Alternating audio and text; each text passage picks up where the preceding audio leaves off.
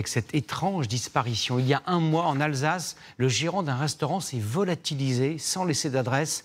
Depuis, l'établissement est fermé. Les 4 salariés qui ne sont plus payés doivent malgré tout continuer à se rendre sur leur lieu de travail sous peine d'être licenciés pour abandon de poste. Philippe Vogel et Eric Schings se sont rendus sur place. Si la machine à café est restée en service, le restaurant, lui, est désormais à l'arrêt complet. Alors ils occupent leur journée comme ils le peuvent, entre grandes pauses et petits travaux. On ne fait plus rien quand on attend. Parce qu'on a un contrat de travail, on ne peut pas partir, donc on reste jusqu'à qu'on nous dise que c'est bon, on peut partir. On est salarié, non payé, à l'heure actuelle.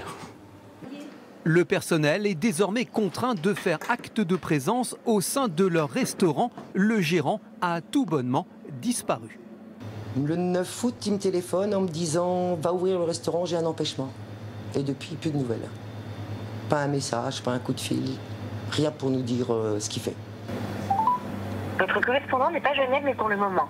Le patron, également cuisinier, est désormais aux abonnés absents. Parti sans aucune explication. Les salariés viennent au travail mais ne peuvent pas gérer l'établissement, signer les bons de commande ou payer les fournisseurs. On ne part pas comme ça, les mains dans les poches, et on oublie tout le reste. Je veux dire, il y avait quand même 5 personnes ici avant. Ils sont malgré tout présents pour éviter un éventuel licenciement, avec le sentiment d'avoir été abandonnés. Très en colère. Faut pas qu'ils reviennent.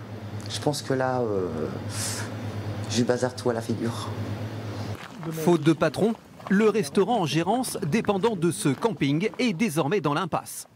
Nous, on ne peut pas relouer ou redonner en location-gérance à quelqu'un d'autre tant que l'affaire n'est pas jugée ou pas réglée. Le gérant, récemment séparé de sa compagne, n'avait pas de dette connue.